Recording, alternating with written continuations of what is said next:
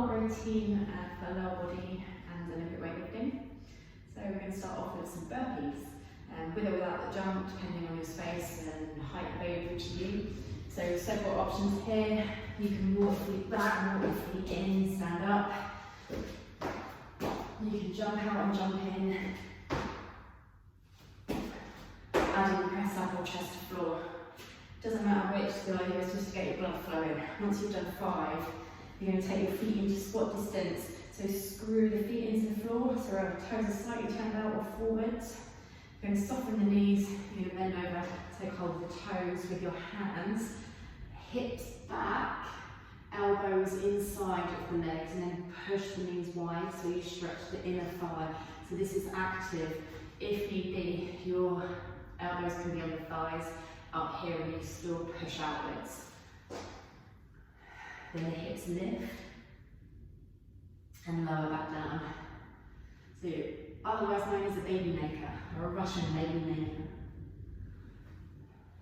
So if you're staying a little bit higher, keep the elbows to the knees and just hinge so you feel the length in the back of the legs. So what this looks like from the side, back line straight, belly in, hinge over, come back down, or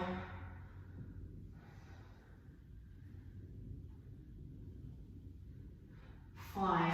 After the 5th one, stay at the bottom. Lock the elbow into the inside of the leg to hold the hip still. Reach back and round, twist. Keeping the abdominal squeeze in. Alternating the sides, so we're going to the edge of the stretch and then back out again. Then stand up. Take hold of the back of the foot. Dynamic glute stretch. If you struggle to balance on this, hold your hand up against the wall.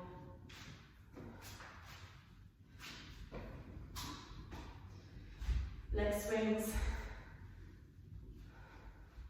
Straight leg in front, then the knees will come behind. You can always squeeze the heel into the bum there. And that will save a little bit of time. Then arm swings forwards for 10 and backwards for 10. Making sure you don't arch the spine or move the torso in the process. Enjoy.